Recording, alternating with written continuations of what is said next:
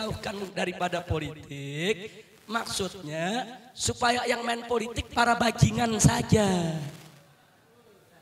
Supaya ulama nggak ikut-ikutan. Saudara, mereka yang mau main di sana. Nah kalau gitu saya tanya, jahat gak tujuannya? Nah sekarang kita tanya, kalau ulama nggak boleh main politik, kiai nggak boleh main politik, ulama sama kiai nggak boleh terjun ke politik, terus yang boleh siapa? Bangsat, koruptor, bajingan, penjahat. Mereka yang boleh masuk dalam politik, justru mereka yang merusak daripada tatanan kenegaraan kita. Betul? Betul? Takbir. Justru yang mesti dilarang masuk ke dunia politik adalah para koruptor, para bajingan, para penjahat. Saudara, orang-orang yang tidak ngerti agama, orang yang tidak tahu Islam, haram mereka terjun ke dalam politik, saudara. Haram. Mereka yang tidak ngerti politik, mereka yang tidak beriman dan bertakwa kepada Allah, haram terjun ke dalam dunia politik. Kenapa? Karena mereka akan merusak syariat, merusak negara, merusak bangsa, saudara, dan akan merugikan rakyat secara keseluruhan.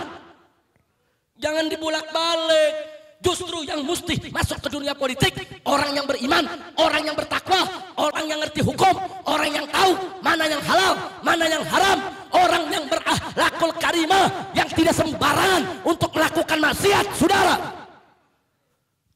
Jadi umat Islam mesti tegas, jangan dibulak-balik, saudara. Kira-kira jelas tidak? Jelas tidak? Nah sekarang kita bayangkan, saudara, terlepas dari perdebatan kita soal demokrasi. Saya nggak mau berdebat soal demokrasi itu halal atau haram, togut atau bukan togut, saudara. Ini sekarang kita bicara real fakta politik yang ada depan mata kita saat ini, saudara. Apa fakta politik yang ada saat ini? 5 tahun sekali rakyat memilih wakil-wakilnya untuk duduk di DPR. 5 tahun sekali rakyat, saudara, diajak untuk memilih siapa yang harus jadi gubernur, siapa yang jadi bupati, siapa yang jadi presiden, saudara. Nah sekarang mari kita lihat, kalau rakyat umat Islam ini tidak diajarkan berpolitik, akhirnya kursi-kursi parlemen tersebut jatuh kepada para tangan bajingan, tangan penjahat, tangan mereka yang anti-Islam. Dan apa yang terjadi, saudara? Begitu mereka duduk di DPR, mereka yang bikin undang-undang. Mereka yang bikin undang-undang, saudara. Kalau yang duduk di sana para bajingan, saudara, maka hukumnya akan mereka buat, undang-undang akan mereka buat, undang-undang yang bertentangan dengan syariat Islam. Makanya jangan kaget kalau DPR kita berlomba-lomba bikin undang-undang yang melegalkan minuman keras, melokalisasi tempat pelacuran, saudara. Kenapa? Karena mereka tidak takut kepada Allah. Dan begitu undang-undang tadi disahkan, kita semua, habibnya, kiainya, umatnya diwajibkan untuk mematuhinya, saudara. Nah kalau kita nggak patuhi, kita ditangkap melanggar konstitusi. Masya Allah. Contohnya sekarang kita lihat, saudara. Kita lihat, saudara, sekarang kita umat Islam mayoritas di Indonesia, tapi kita nggak mampu masukkan satu pasal di dalam Undang-Undang Dasar 1945 lewat amandemen bahwa presiden dan wakil presiden Indonesia harus beragama Islam. Nggak mampu kita masukin, sudah. Nggak mampu. Kenapa kita tidak bisa untuk menggelar sidang umum MPR untuk memasukkan pasal tersebut, saudara? Karena kursi kita tidak cukup, karena kursi kita tidak memadai, karena DPR dikuasai oleh mereka yang anti-Islam, bukan yang pro syariat Islam, saudara. Nah ntar kalau udah kejadian begini baru marah.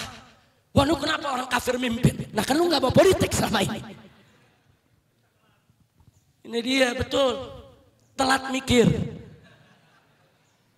Kira-kira jelas gak? Jelas gak?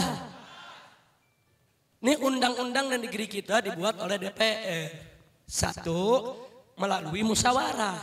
Kalau musyawarah mentok, voting, pemungutan suara. Nah sekarang, saudara, kalau kita umat Islam tidak terjun ke politik, ulama kiai tidak mau tahu politik, nanti bencong-bencong pada ikut politik. Akhirnya para bencong jadi anggota DPR. Nah begitu sampai di sana, saudara, kursi umat Islam kiai cuma 100 kursi. Kursi yang bela bencong 500 kursi. bikin undang-undang LGBT, laki boleh kawin sama laki, perempuan boleh kawin sama perempuan. Musyawarah kiai sama bencong. Kiai nolak saudara, haram. Bencong bilang apa kiai gitu deh. Nah karena deadlock apa yang dilakukan? Voting, pemungutan suara. Suara kiai 100, yang dukung bencong 500. Siapa yang menang? Ayo jawab, siapa yang menang? Siapa yang menang? Akhirnya undang-undang LGBT diketok palu saudara. Nah begitu besok ada ulama